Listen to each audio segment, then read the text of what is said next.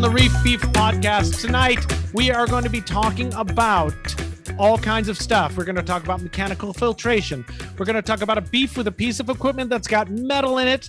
And we are going to be talking about all things facial hair. So check it out. Mechanical filtration coming up. Brought to you by TerraReef. How you doing this week, Ben? I am fantabulous. Yeah? That's great. I just bought a new truck a couple days ago, and that makes me happy. Oh, a work truck? This is for work. Yep. Oh, very cool. The old truck was not doing it anymore. Did it catch on fire like Bob's? No, I wanted to do that, but I'm not an old hippie, so I couldn't pull it off. I got tired of waiting for my vehicle to burst into flames. So you just traded it in? I did know one thing. I knew that it had 213,000 miles on it, and I know that there's no way it would make it to Pakistan. No, to get the water? It's nope. Yeah, that's a lot of water with Pakistan. Yeah. That's cool. I'm glad you got a truck. A couple of interesting things happened to me this week. I repainted in the Secret Home Lab. Where? Almost all of it. You can't see it. The one spot of wall you can see back there is the one place I haven't painted yet. I've painted everywhere else. I'm reorganizing and replumbing, and I'm trying to get it all set for when I have to get my system all set for somebody's renting one of my tanks and to grow some corals in. So I'm very excited about that. And the other thing that happened was, I've been having these problems with my tank. Yeah. And they're starting to get better. So what happens though, when I get problems with my tank is I never clean the glass, right? Because I don't want to see what's going on in there. Oh, you tried to obscure your view it's of just it? like, I'm just going to be depressed if I look in there. So I just don't care. Last night I cleaned the glass and the tank looks pretty good. So you know what? Sounds like it worked then. Yeah. So don't clean your glass. And then your tank will look better after you clean the glass. Yeah, if you don't like what you're seeing, don't buy chemicals, don't do this, don't mess with that. Just let it grow over. And when you quit jacking with, the funny thing though, there is some honesty in that to a certain degree.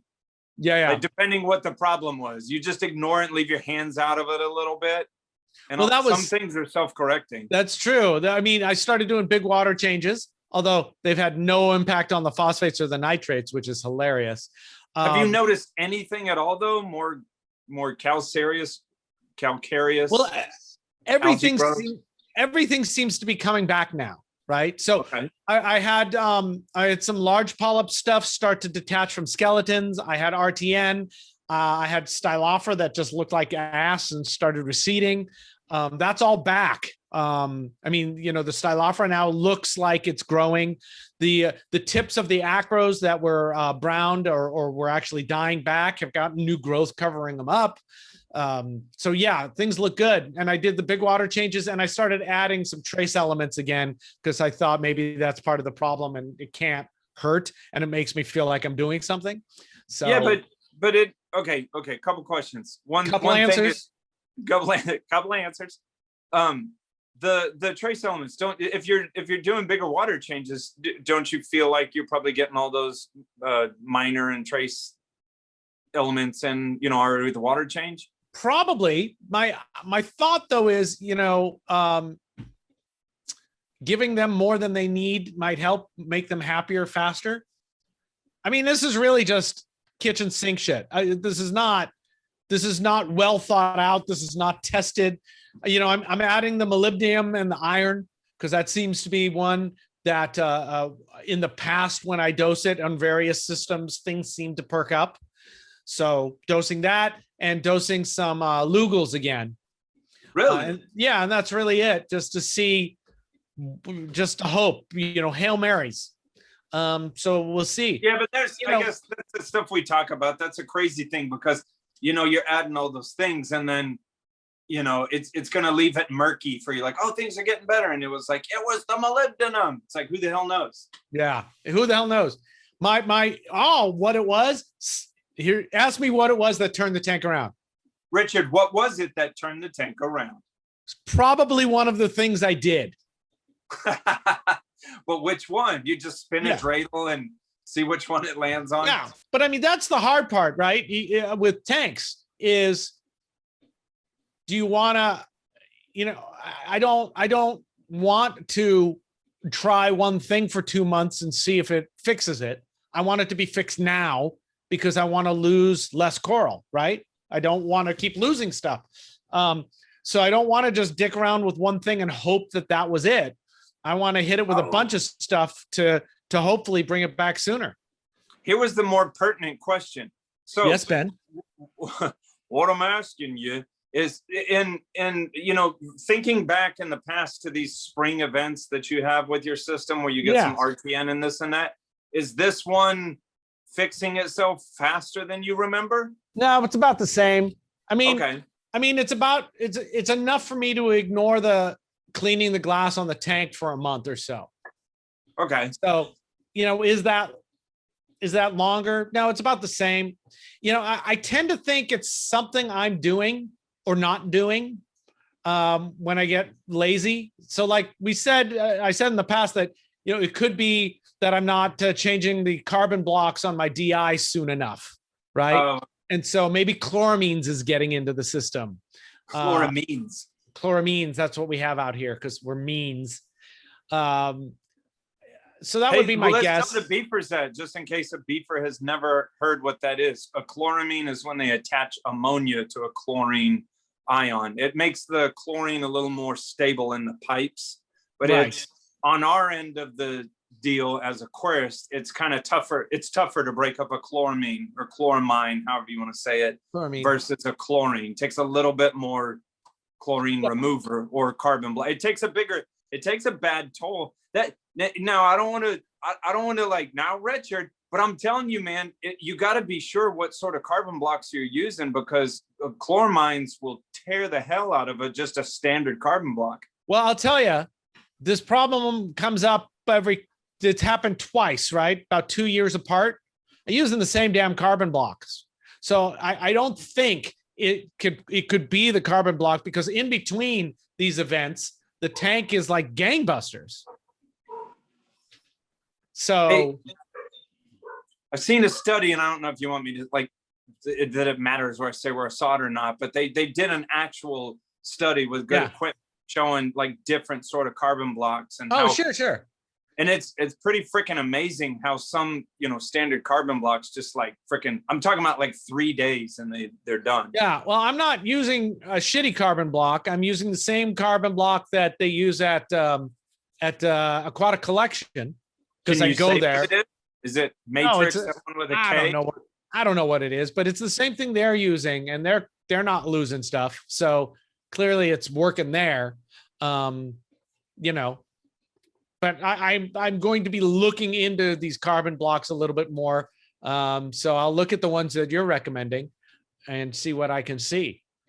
But I'll go ahead and say it. They're not sponsoring us or anything. It's what I use personally is Bulk Reef Supply has their universal carbon block and they run tests on it. And so far as I feel that Bulk Reef Supply is pretty on the board. And I watch a lot of their videos. I'm pretty comfortable with what they put out. Yeah, I think that's an easy way to go. Part of me wants to question what is that carbon block and why should I buy it from them? I get it. Why buy their branded one? And I'd rather support my local fish store whenever I can.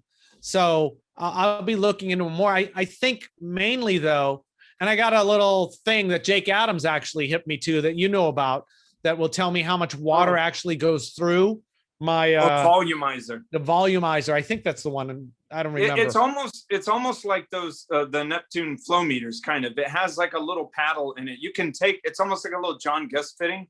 It's the same one I'm talking about. I think HM Digital makes it. You can blow through it. It makes a weird whistle sound. Let me look, because if it's a paddle wheel, I'm a little worried that there won't be enough flow to keep it going. They're quite accurate. I mean, it's a Flowmaster. The Flowmaster? Hydrologic Flowmaster. Oh, okay. It was like $60. I got the small size. When I get it, I'll take a look at it and see what it does.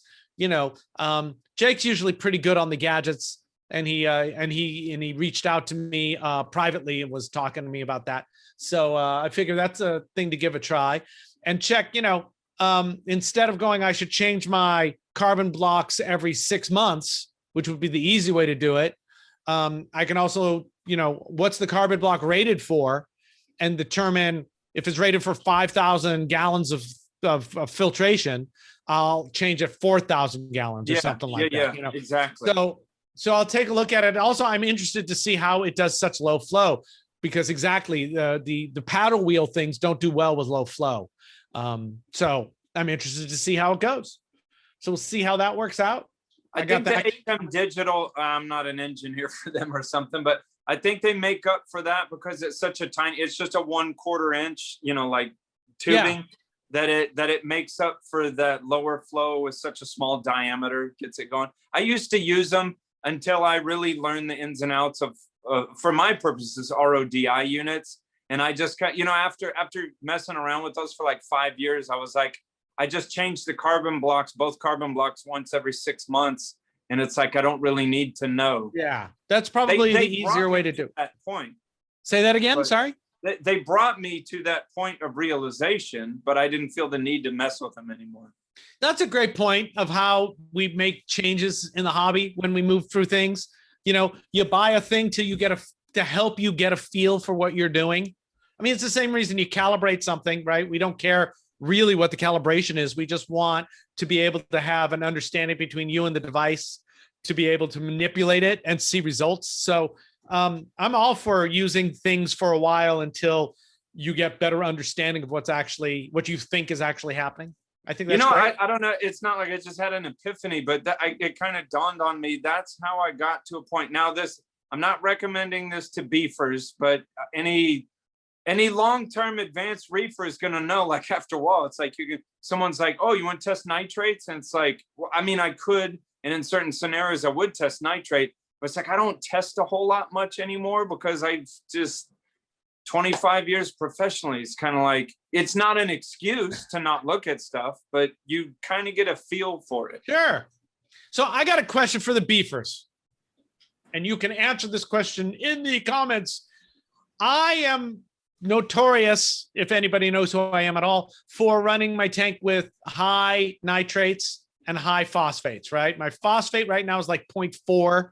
My nitrate is like 50. So really?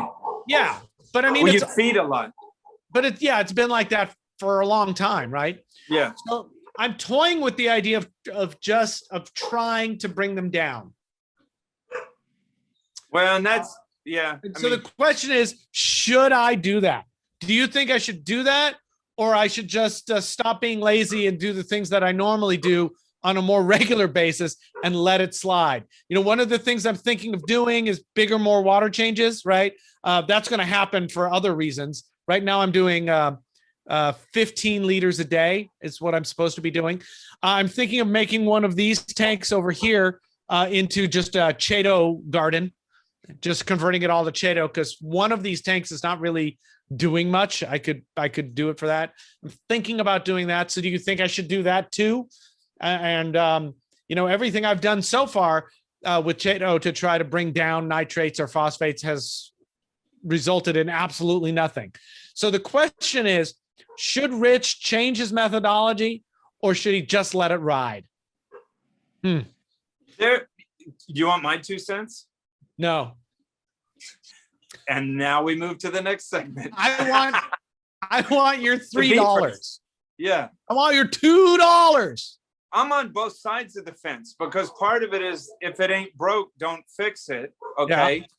And just like my little experiment that I will be doing with biopellets, it's like, sometimes you want to just do something just to learn. Now, hopefully it doesn't end up in a fiasco, because that's terrible. And then you're like, dude, I shouldn't have done anything because my problems at the time were not as bad as they are now. So that's a thing. But it's the eternal thing. I'm not telling you this because, we're peers on this, but like, if you do change it, I mean, for Christ's sake, just take it down slow. I mean, that's obvious. Right. Well, the only way I can think to actually, and I've been running the lanthanum for a year or two now. So I don't want to stop that. My phosphates were at like 1.5. So I think the lanthanum is bringing it down to 0.4, 0.5, which is significant. The only way I can think, and bumping up the lanthanum doesn't seem to have much an effect on the phosphates. So I would have to run more GFO or GFO at all. And the nitrates, I don't even know what the hell I would do for the nitrates. Here's my thought on nitrates. Like dilution, there's a saying that the solution to pollution is dilution. Dilution is great, but it's like really to dilute 50 ppm nitrates, you would just, it could get silly. And I think dilution is great for some things like organic materials, but I'm not sure necessarily for nitrates. And it's that kind of thing like, okay, so you did the water change and you brought down a percentage of the nitrates, but it seems like I would rather employ something that was like continuously like biological activity. And don't get pissed. I'm not pushing you on that. I'm just saying something like biopellets. Okay, maybe a Cheetomorpha refugium. That might be a thing too, but I'm saying something that is 24/7 working on nitrates versus like a water change where you're taking hacks at it. Yeah, I think the only thing that I can think of that I would that might actually have the impact I'm looking for would be a sulfur denitrator. Okay. And I don't know if I want to mess with that. But those are supposed to be simple though. Yeah. But my friend Terrence runs one. I just don't know if I want to dick with it. So that's the question. It's like, should I get a new piece of equipment, or should I get one of Jason Langer's turf scrubbers and see if that works? Although I like Jason, and Jason seems to be having great. Jason's company is called? I forget offhand. No, that's what it's called. It's a crazy name, but we'll put a link to Jason's company down there.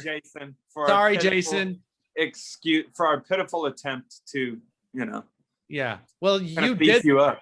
You set me up. I know that was like I blindsided you. Yeah, you mother freaking scratcher. Is it not Foursquare? What? Foursquare Aquatics? I don't know. I talked to Jason because he's my pal and he's awesome. I think it's Foursquare, but if it's not, then I'm the asshole. So let me take that weight off of you and place it onto my shoulders. Thank you. I feel much lighter now. I did some calculations. I did calculations. Look, really numbers with the effective water change calculator. So if my system has got 400 gallons in it, which it does, and I do 2.5 gallons a day over a month, that's an 18% water change. Okay. Does that take into effect? Matt Wandale's talked to me about that before. The percentage thing of water changes where you think you took out this percentage, but it's not exactly the percentage you think it took out. That's right. If you do a 50% water change, you've done a 50% water change.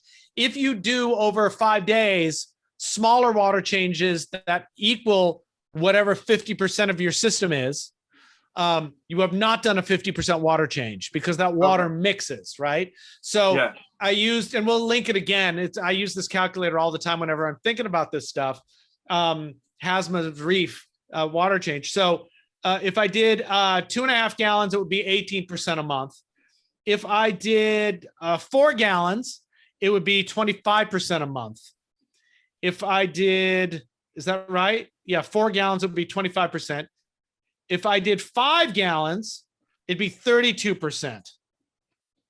That's interesting. That's the so you actually get more bang for your buck in dilution if you do bigger water changes at the same time. Yeah, I mean the bigger, at one time. At one time. So, but that said, 25% water change a month is pretty big, Yeah. Or I could drop and fill it instead. So I'm trying to decide what to do there. And this one tank, I had to rearrange everything. So my auto water change, the tank up there, that's going to be somebody else's coral. That's about a 65 gallon tank. and it's getting an 84% water change a month.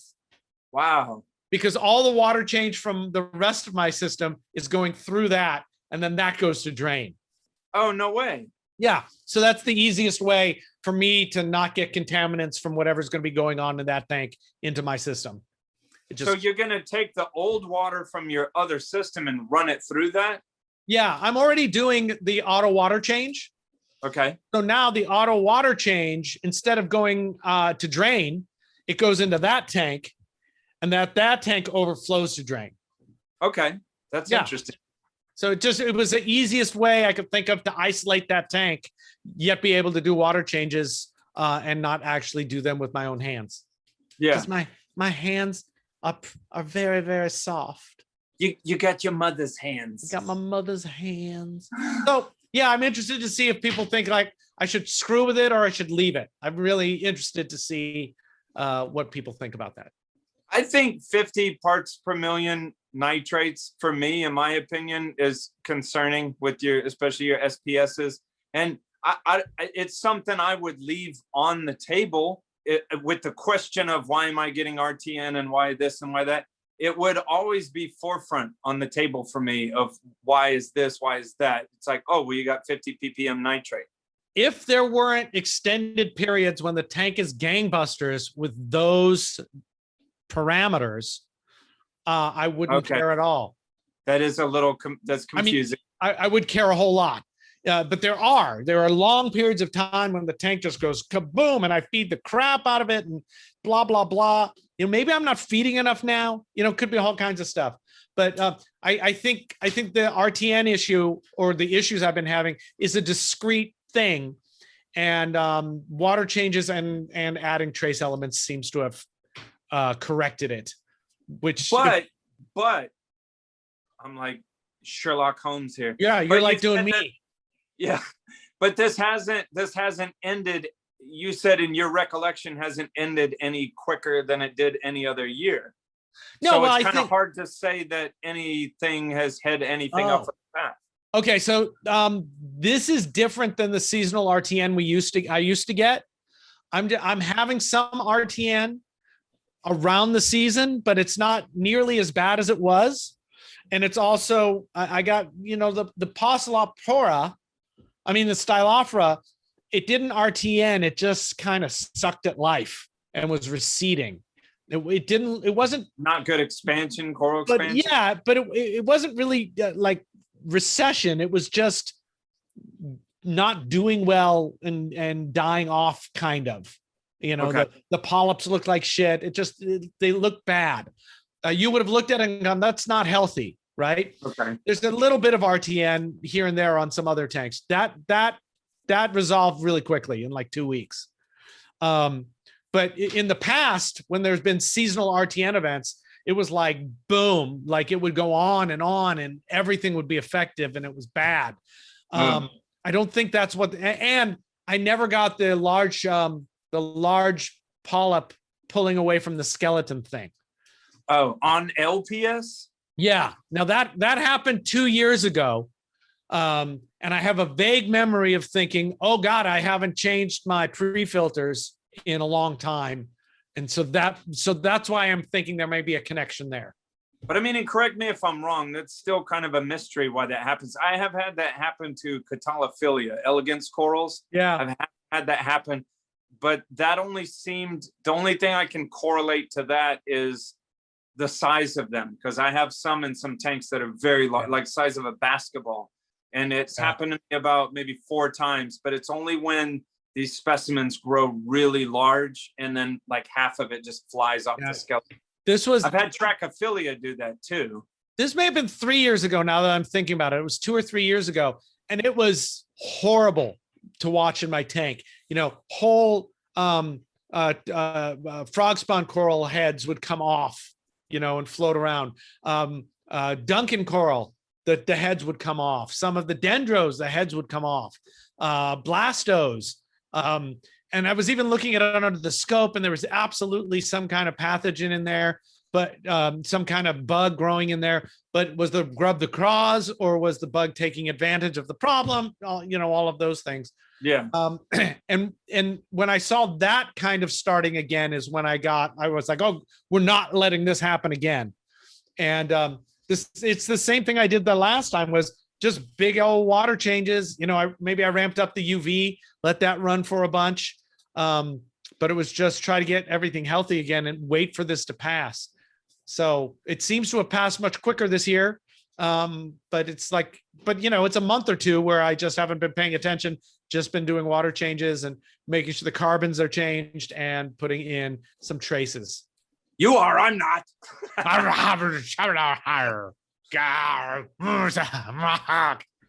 Hey, Richard, come here. Bro, you want to be hip to something? Yeah, what's going on, man? Okay, so we got this new sponsor. They're called TerraReef, TerraReef. It's shop.terrareef.com. They have all sorts of frags, 100% aquaculture, retail, wholesale. If they got the goods, man. The goods, the retail and wholesale. What retail and wholesale? What is the whole deal with calling it TerraReef? Is that because it's 100% aquacultured? I guess so, but doesn't Terra have to do with the ground? With the planet.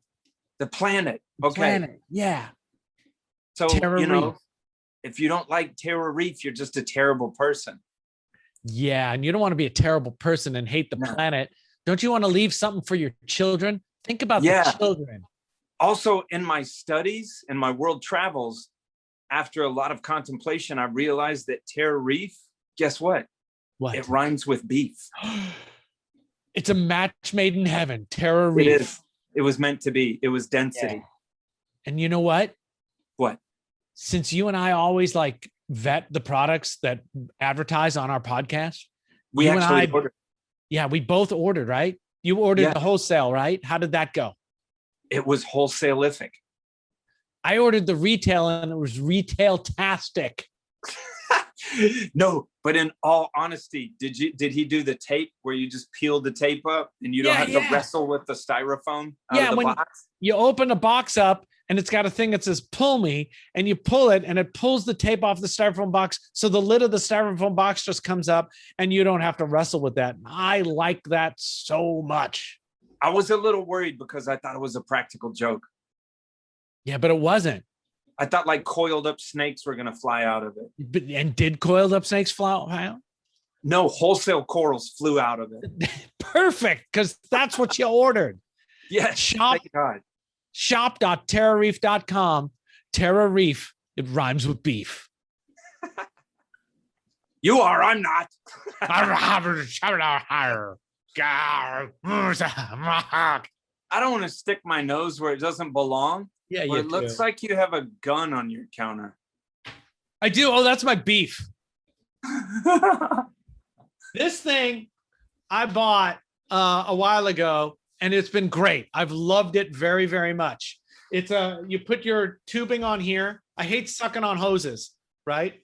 Because what I've been doing now is my hoses live in a bucket and the bucket's wet and I don't want to put my mouth on that, right? So this thing is, you put it in the tank and you squeeze this trigger. Oh, I see. Can it grapple back? Yeah. Exactly. Holy macaronis. And it starts the siphon. It's pretty great. I went to use it this morning and it was all locked up. The trigger would not move. Oh, debris. So I was like, fuck, they put a metal spring in there. Motherfucker. Yeah. That reminds me of the grabbing tongs of so many companies. Yeah. It's great. You use it for a month and it locks up. So, and it worked really well for a while. And then it didn't till today. So I opened it up and indeed there was this metal spring on this metal rod. That's just standard metal. Steel. Yeah. 28 bucks. This is the mechanism inside. And this was in here in the trigger, and you would squeeze on it. And you can see that the metal actually is corroded enough that it won't slide. Lame. But I just took it out. And because the bellows in here are that, you know how you used to get the brine shrimp, it used to come with your sea monkey kit. Yeah. So these bellows have enough spring that once it's in the gun, it works anyway. Oh, really? Oh, well, you could probably replace that with some sort of plastic rod anyways, at least that part. And you could probably find 3/16 stainless steel springs online. Or I could just use it like that because it works now. You could probably take it to a bank and get extra money out. Yeah, I could probably scan it in 3D, print it in gold. Yeah. In gold, and then shove it up my ass. You know what? That's a quick way to get rich. Yeah, he hates that. It's so cold here, guys. Is it really? It's like 55 and it's drizzling. It's just awful. 55. That's nothing, dude. Awful. Cry me a river. Cry me. Oh, I have another update. Did I talk about the porno that was shot at my house? Yeah, hold on. Let me remember it. Return to Barstow. Back to Barstow. Return back. Come on, dude.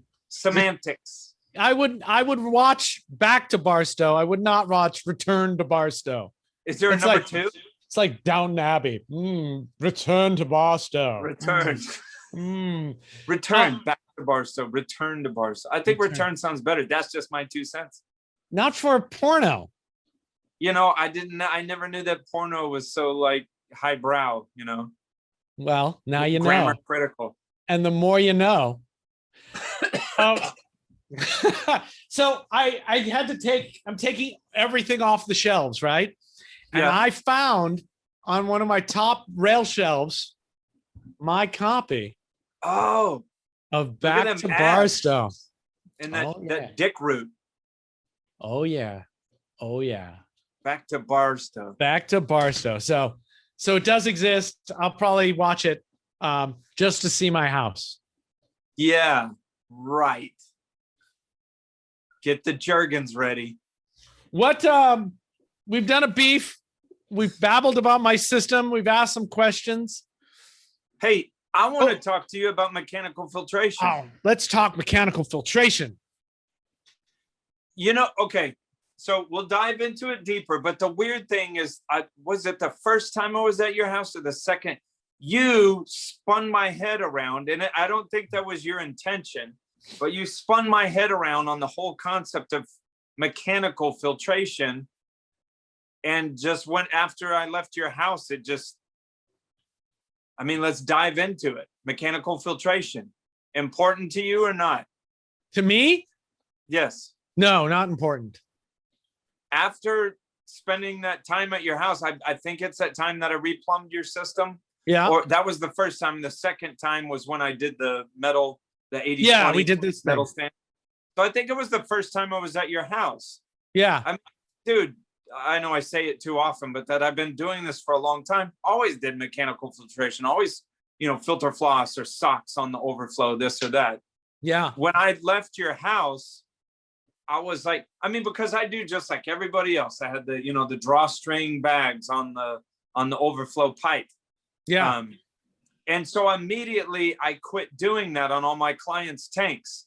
And so I did it as a careful experiment. Now I'm big on not trying to experiment too much on my clients' tanks because they're not there for my experimentation. They are there to run as well as I can run them. So people are happy and they write me checks. But in saying that, I've been doing this long enough. I can do some slight tweaks and experimentation, but I just pulled the bags off of a lot of them and almost all the way across the board. So when I do something also, I don't do it like 2 weeks later. I'm like, was that any good? I'm talking about months. I'll go months and months and months. And you pull them off. You pull them off and you saw no difference. No difference. But the amount of work I was doing every weekend, the cleaning, and I'm talking about on a commercial level, like I'm talking about a trash sack full of Micron socks. Yeah. Like there was one tank that I have that's 60 gallons. That's kind of popular. I posted on my Facebook where it's a long, skinny tank, 10 foot by 1 foot by 1 foot. And that one just seemed to really need mechanical filtration. It just collected so much detritus for whatever reason. But I mean, just all the way across the board. Now, I did do one interesting thing. After, I think I did that experiment for a good solid half of a year until I felt like I'm going to make a solid opinion on this. Was just like, man, there was no reason to have filter socks on there. Now, I went back and I used these fine mesh, not the felt, like the wool, the felt. I used the fine mesh where you can kind of see through these bags. I still put on my overflow, tubes to, whether it's the circular ones or some of them just have the regular bag with a drawstring. Yeah. I still put those on tanks in order to, in case a snail or a hermit crab drops in, I use it to isolate bubbles. And we could do a whole nother show on this, but I have a method where I use small amounts of carbon in thin, long zip bags. I also use Aqua Vitro Pure Filtrum, or also from the same company, Chem Purigen. I will put sometimes filtration medias in a bag because that's a good turbulent place. Instead of sitting so passively in the sump, I'll put it in a filter sock because it's just a more turbulent place to get. So I've done it to that. And really the great thing about those fine mesh bags, the detritus really just sloughs off of them. And you could take it to a hose and you can clean that sock in 10 seconds flat. Versus if you have one of those felt bags, I mean, it takes a good, 5 minutes per bag and your lower back's killing you. Yeah. So that's what I've moved to. And it really threw me for a loop. Now I know I'm talking a lot and I'll shut up here in a second to give you your piece on it. But no, you won't. I will. There's no way. There's no way. It's going back to Barstow. Back to Barstow. Man, if I had abs like that, I'd return to anywhere. Oh yeah. Oh yeah. No, what was I gonna say? I don't know. It just seems to have not been that much of a factor. Now, this should be obvious to I always feel like the beefers watching the show. Anyone that's watching the show, you're usually a more seasoned aquarist, I would imagine. If you're not, that's kick-ass too. Thank you for, if you're a beginner, like jumping in with some of the subjects that we tackle. But I feel like if you have a newish reef, you might still concentrate on mechanical filtration, because what I'm waiting for you to do is to get great coral flesh coverage all over the rocks before you can back off of certain things.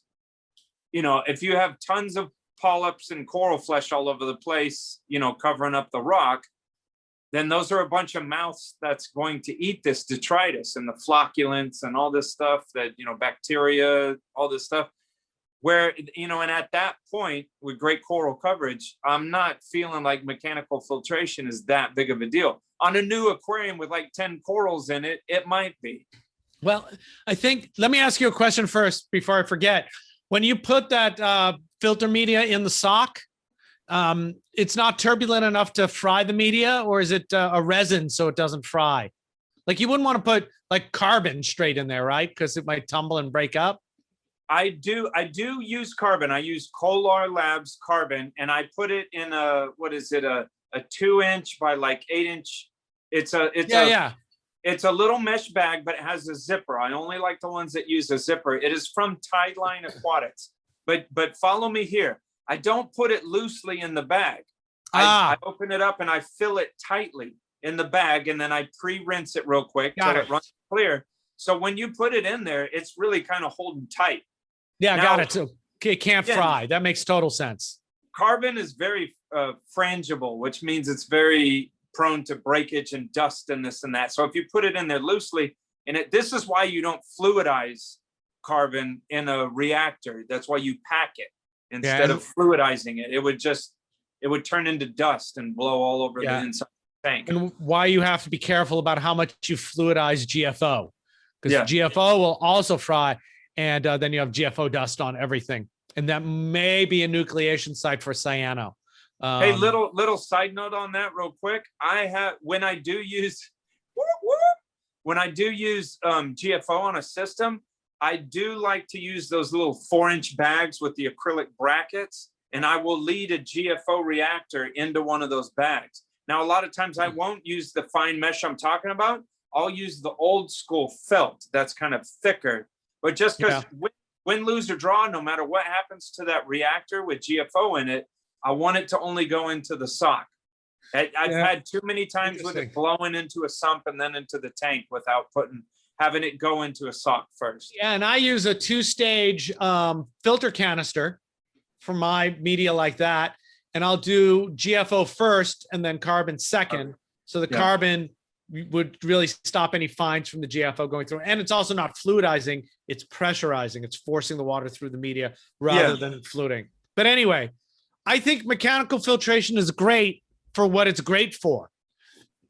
I think it's great for removing stuff from your water column. So if you got stuff from the water column you want removed, it's great. If you're going to storm up a tank, sure, put a sock on and you know, some of that stuff will get removed from it. I think for a long term kind of sits on the tank all the time. I don't think it's a great thing. I think it just, if you're not cleaning it every single day, it seems like it's not really doing what you think it's doing. Right. I mean, if you're trying to wrap your head around this, all you have to think is you put a mechanical filter bag. It's exactly what you're saying. You gotta put your mind in it this way. So you mechanically trap some detritus. It's continuing to rot in your water. You haven't done anything with it. Now, the only caveat is those I say new, but those roller mats. Yeah. Now that I don't use them. It is crazy. I have never used one. They're great. I don't use them. I don't have plans for them, but that's the only way I could think that I would do mechanical filtration, because if you trap some detritus, then remove it out of the water so it doesn't sit there and rot. You've done what you need to do. So if you just have filter socks running 24/7, you haven't really done a whole hell of a lot. The stuff continues to rot into your water. Exactly. Unless you are rinsing them every single day, you get a better chance of getting that material out. But no one's going to do that. But some people do. But most people don't. Most people do it weekly. But I also think, you know, and I don't know, how long does it take for flake food or a piece of mysis that goes and sits in one of those socks to break down? I think pretty quickly. I think faster than that. Especially, you know, I'm pulling this out of my butt in Barstow, but it's getting churned around in there as well. Well, yeah, I mean, it takes it a while to rot. Yeah, so I think it's just how much work do you want to do, and for me, unless I'm doing something specific, I don't really worry about mechanical filtration on an ongoing basis. You know what else brought me to this idea a long time ago was that when I first set up this tank 18 years ago in this house, I put a starboard bottom in, right? Because it was bare bottom and I glued sand to it and all that kind of crap. And the thing about starboard was somebody took a picture of underneath their tank, right? And it showed a whole bunch of detritus underneath the starboard. And they were like, what about this? This is just rotting. And Randy Holmes Farley said, yeah, it becomes inert at some point. Who cares? Right? That's what you said to me, because what freaked me out is on the right corner of your tank is your overflow box. And man, you had like a 6-inch deep, you might still have it, a 6-inch deep thing of detritus. And I was like, you know, I felt, you know, when I knew you a little less at that time, I was like, hey, not to stick my nose, but isn't that bad? Ew! What the fuck is that, Rich? Yeah. Yeah, no, I understand. But and then that's what you said to me.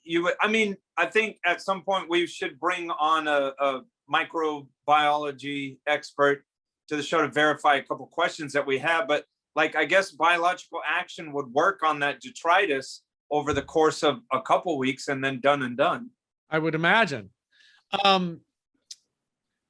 I have that 180-gallon sump downstairs, right? And that would be a settling tank, right? So that also would have a layer of mullim in it. That I tried several times. I removed it several times over the years. Went down and siphoned it all out. Is that what you're getting that CJ Ultra Zero for? Yes. Okay. Yes, to be able to help with that if I want to do it again. But when I have removed it, and it was a pain in the ass. So why it's a pain in the butt is because my sump under the house is at ground level. So getting a siphon going that continues to go is a little bit difficult. Actually will do it, no problem. Yeah, and now I can pump it to drain. So instead of pumping it onto my sidewalk and in my driveway, I can pump it away into the toilet or wherever I want to get rid of it, right? So that's the idea with that. But I gotta say, when I have removed that, I saw no change in water quality, no change at all. So that's further evidence. What makes me think it's like inert at that point. Yeah. So it's evidence to me that it's inert. It's not proof. It's another beef I have this week. People misunderstanding the difference between evidence and proof and science and getting all pissy about, I'm not a scientist. No one's asking you to be a scientist. We want to know your evidence. My evidence that it is inert is that when I removed a good God awful load of it, there was no difference in the water quality. Right. Like what would you, expect you would see a bump, like less nitrate, less nitrates or less phosphates would be the common wisdom about something like that. If you have stuff breaking down and settling, it's going to be gooey and icky and releasing stuff into the water. And you would think biologically breaking stuff down, that would also affect pH. Maybe you removed it and your pH climbed up a little higher than it normally does. Maybe, but then it's really interesting because you also have people who are big fans of cryptic zones and growing sponges and stuff like that. And so, is that a good idea? Is you're going to TerraReef big on that? Yeah. And you're going to have mullim developing there because necessarily they need to have lower flow. Right. So it's interesting. Oh, I want to get back to, I figured out the reason why there was that mullim in the overflow boxes is because I couldn't figure out an easy way to get them out, or, it was a pain because of where the overflow boxes are in the semi-built-inness of the tank. It's hard to siphon. Yeah. So what I ended up doing is just running air into him. Oh, just to kick it up and a rigid air tubing airline, and just bubble the crap out of it. Get it moving. Yeah. And so I actually 2 years ago or so, I got rid of all of it. I'm not sure if it's there or not, but now if I want to run that air again, it's pretty easy. We're getting to the point, by the way, where I'm going to clean up all of the cabling and stuff behind the tank and under the house. It's coming. I can feel it coming. Maybe I'll bring you out here again. We'll get you to come out and we'll do that over a weekend. To do one of these reef piece person to person. Oh, dude, that would be, and we could. Okay. Yeah. And it's coming to the time when I feel comfortable that we could actually do that. So I would really feel like, well, I'm completely vaccinated. Yeah. But you smell. I just want to return to Barstow. Okay. Well, then you could probably drive to Barstow. That would be, you've never driven through West Texas. I have. Oh, you have? I have on my way to Brownsville. Oh, Lord. Yeah. Oh, yeah. That's a drive. West Texas it's for special people. I love West Texas. No, but yeah, maybe in the next 6 months or so, somewhere in there, we'll get you out here, and that'll be fun because that's a project that's also way more fun to do with somebody else. So yeah. Anyway, what else about mechanical filtration? What was the point I was going to make? I don't know. I want to kind of hit back on that, but that I do feel like if you're just starting off a reef, that you might stick with mechanical filtration. That's kind of my position I'm taking there. Brand new reefs, still stick with mechanical filtration, but realize as your tank gets mature, you could probably step off of that. Yeah, and there's all kinds of stuff you're pulling out at the beginning. You're actually pulling out fines. A lot of the times now, if you're using dried rock, You got a lot of fines on there that you want to pull out. I mean, they'll eventually get coated and settle.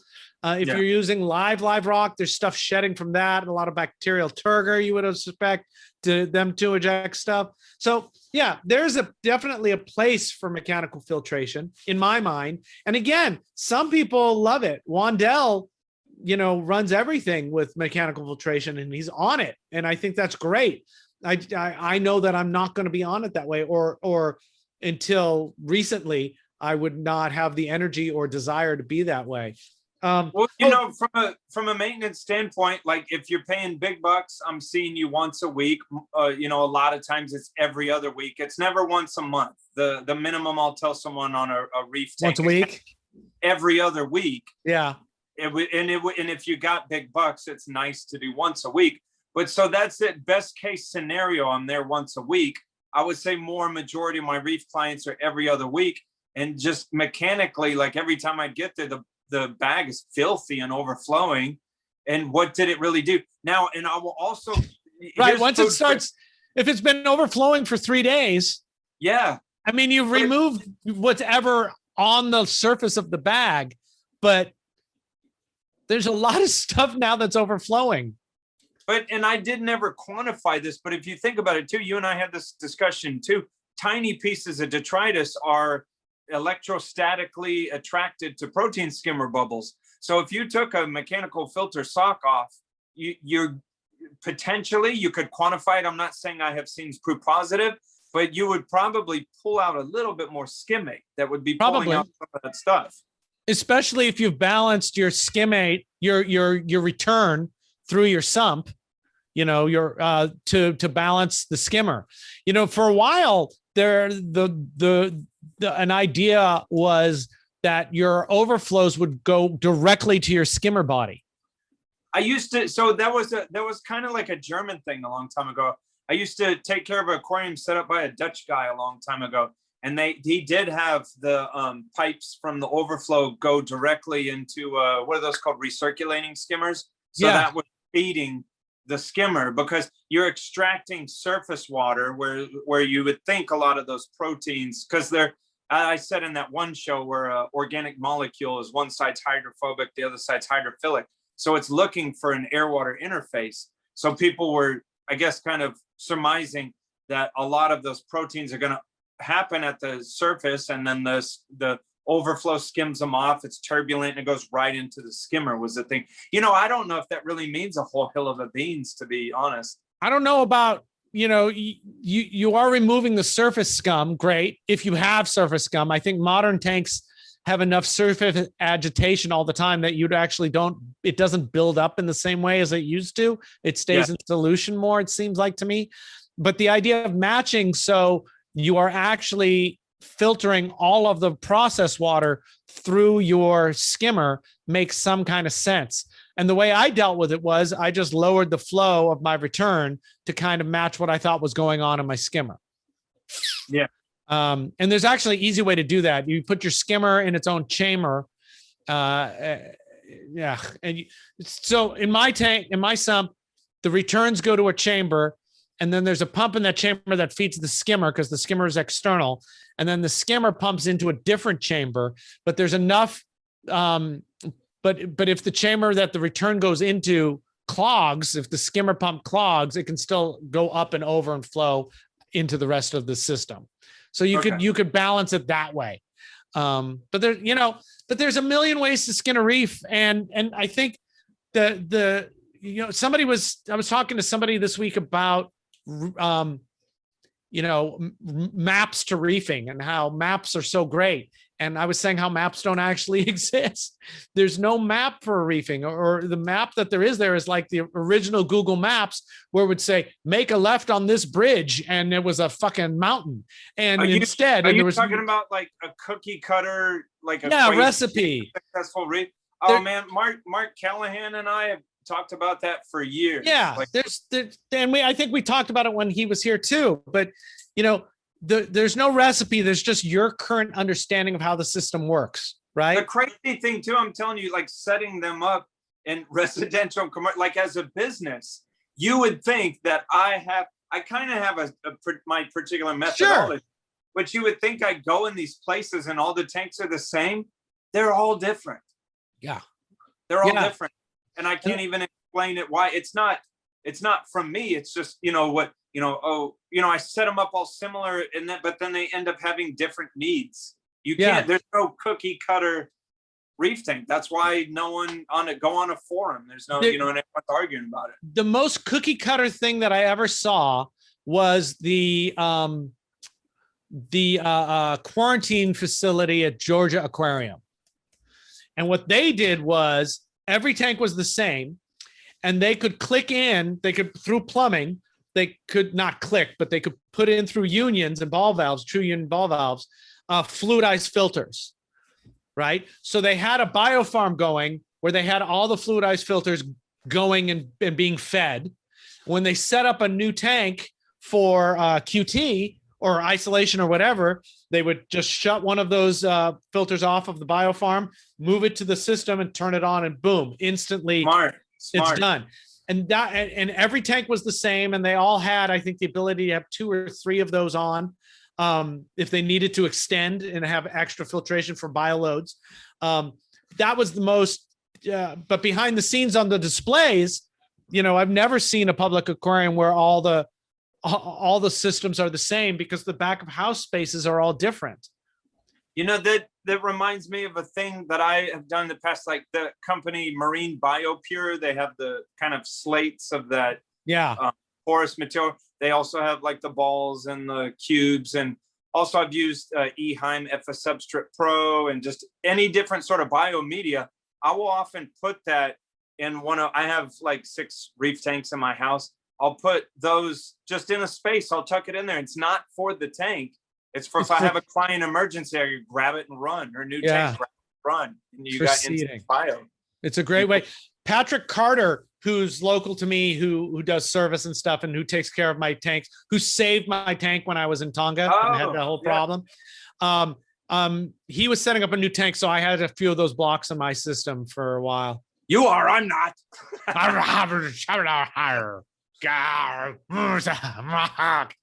Richard. Yeah, Ben, it's me. What's going on, brother? Hey, I'm wondering if beefers want to support the show, how they could do that. I mean, I know some have already done it. We really appreciate it, but what do you think? What are the ways that a beefer could support the Reef podcast? I think a real groovy way would be to, like the videos, the YouTube videos, share it with your friends. Even if you hate us, give us 0 stars. Comment, subscribing, the bell thing, hit the bell thing. Oh, the bell. Yeah, hit the bell. Hit the bell. Yeah, so you could share us around and do the regular YouTube stuff. Slap like now. Oh, slap it.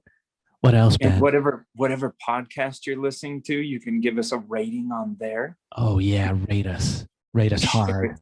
Share it to the Book of Face. Yeah, share it. What else could they do? What else, Ben? reefbeefpodcast.com/membership. We have different membership levels. Become a member. You can get in on the groovy action. Yeah. We'll let those levels explain themselves on that website. You can just read it. Just read it with your eyes. Yeah.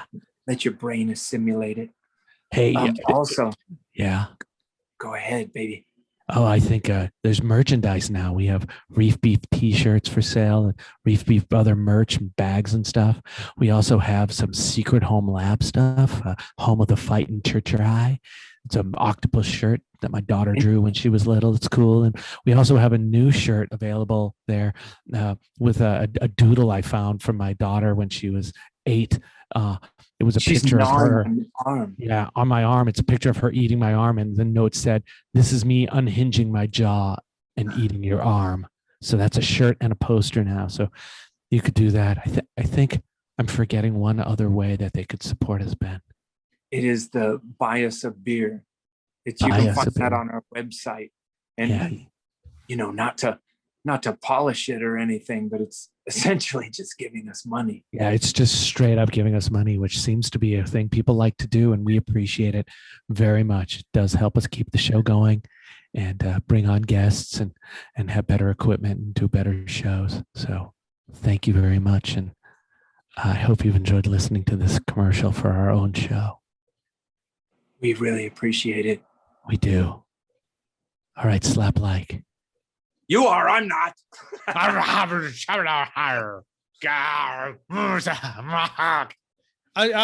have a quasi story time based on mechanical filtration. When I worked at the public aquarium, every system I took over or built, I did not put mechanical filtration on. No filter socks. And filter socks are kind of like the thing everyone says to do in public aquaria. If you see a system without a filter sock, people are freaked out a little bit. And it was very strange to have to show people, it's like, no, I'm going to run these systems the way I know how to run systems. And I think there's benefits from not having mechanical filtration on all the time, and just watch what the systems do. And, there was no arguing that what I was doing worked. Now, the funny part of the story is Wandell was at the same place and he was running socks and his tanks were just as good as mine. So two different methodologies, two different philosophies. Our philosophies are really pretty similar. There's only a few places where he and I go different directions. This was one of them. And it was very weird to watch people go, what? Why are you doing no filter sock? Or why I would remove filter socks. See, your methods make your methods make me think, because you do some somewhat unorthodox stuff as well, and it's very valid. Let's be honest. Some people don't mind a lot of the tedious work. Some people are trying to get out of it. I do think it's important that you're not doing something in your reef keeping that you could find out that you're doing for no damn reason, and it's adding extra work. And let's be honest here, even people that like, oh, I don't mind changing water, I don't like doing this. Really, if you can slim down some of your duties, why would you not do that? That the enjoyment is cleaning the reef. The biggest enjoyment of why we have tanks is to sit there and stare at them. Yeah. Now, I would say for the first couple of years, you should do all the work. Do all the work. If you're an inexperienced aquarist, absolutely. Yeah, because what you're doing is you're building up your muscles to be able to have opinions about why or why not you are doing the work. But if you don't do the work, I mean, that's why I think why we keep experimenting with shit is it's like, oh, we want to keep current and we want to know what's going on. But we also want to make sure our understanding isn't off. With this biopellet thing, it's possible exactly. in 6 months, you'll hear me say, why the fuck did I do that? And that's fine. Then that will cause me to carry that opinion for another 5 years or more. Yeah. And, will biopellets exist then in 10 years? And then I'll be like, why are they not gone away again? Yeah, that's what's going to happen. But and I wanted to say I was really happy we had that conversation, because it helped me be more skilled at being able to have that conversation without being a dick. Yeah. Because I think it's very easy to come across as a dick in that kind of conversation. And I don't want to be a dick. I want to be a little bit of a dick. I want to push and go, what I'm really going is show me and show you that you have a reason for doing the thing you're doing. For sure. But I mean, that's it. But that's going to be very different, because you and I are actual friends versus if you had jumped on a forum and heard someone saying that, you might have leaned into them a little bit. Yeah, but it's harder for me on forums because I treat everyone the same on forums. Mostly on forums, I don't even look at who's posting. I don't look at the names because I just want to look at the information. So I try to just be very factual, and that comes across as dicky. And I never mean it as dicky. When I say, I would go, well, what's your evidence for that? Right. And what I probably should write is, hey, I understand what you're saying. And I understand. And that looks like a nice idea. And it's great that you have such a nice tank and you're a very nice person.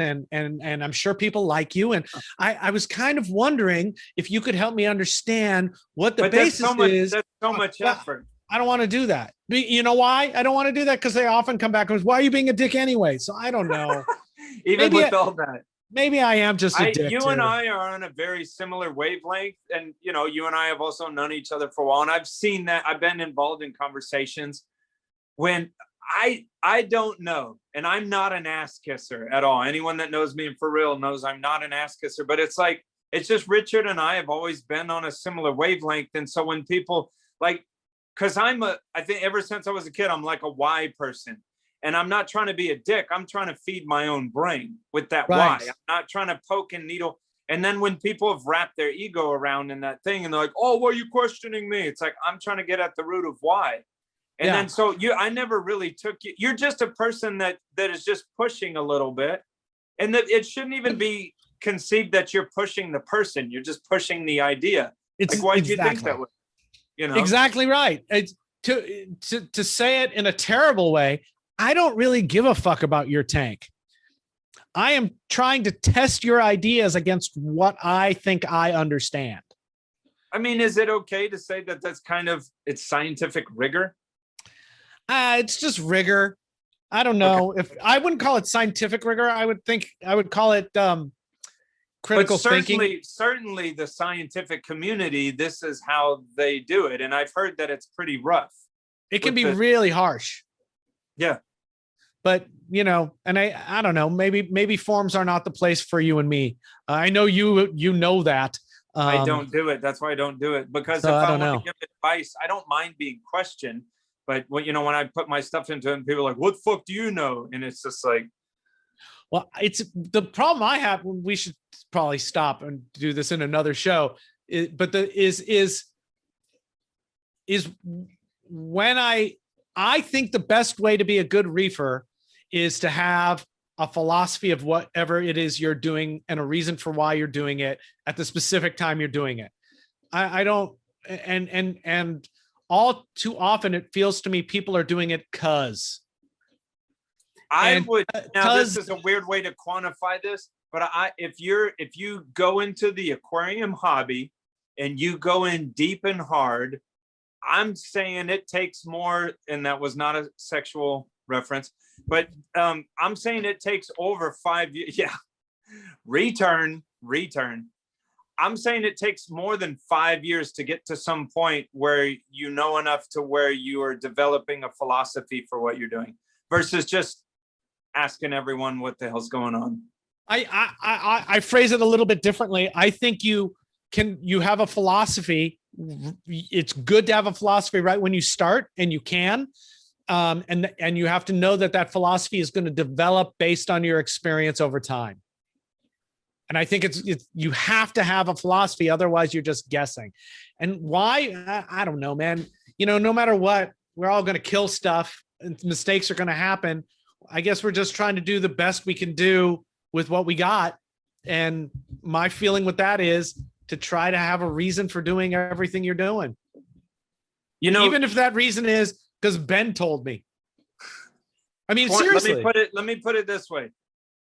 25 years of professional servitude in this industry, I make dumbass mistakes on a weekly basis. Oh, we should do a show on dumbass mistakes.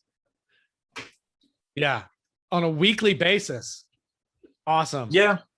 I forget to turn chillers back on. I forget to turn ball valves and drain tanks. I kill fish in quarantine. I do a lot of dumb shit that I try not to do. Yeah.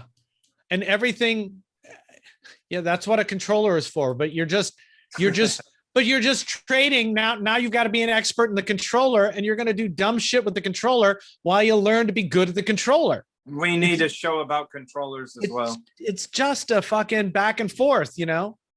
Because you and I are very different on that controller thing. That'd be a great show.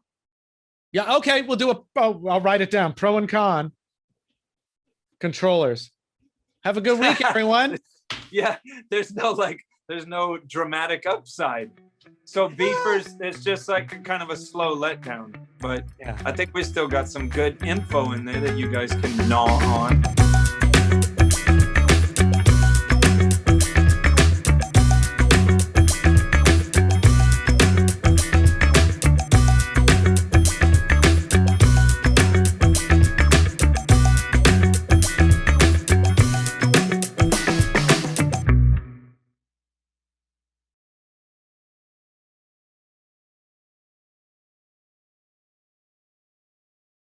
Ben, what the fuck is going on with your face? My beard trimmer died halfway through the show.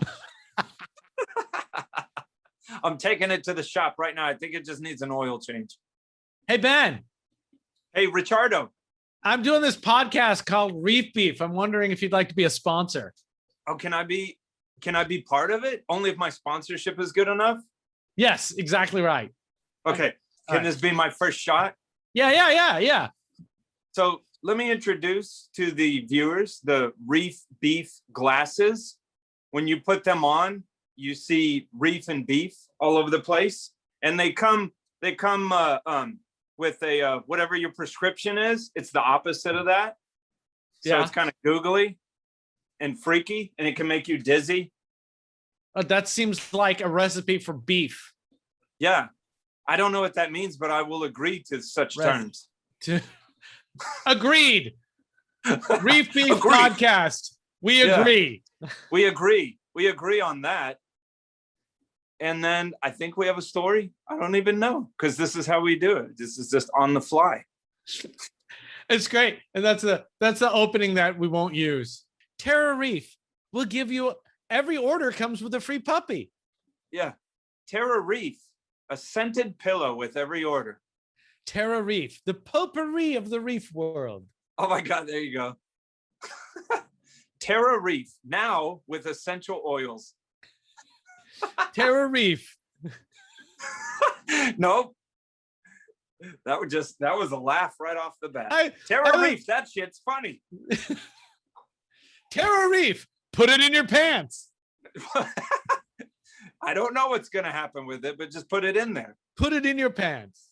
TerraReef, you won't get in trouble if you sneak it on a plane. TerraReef, it'll fit in a box. TerraReef rhymes with beef.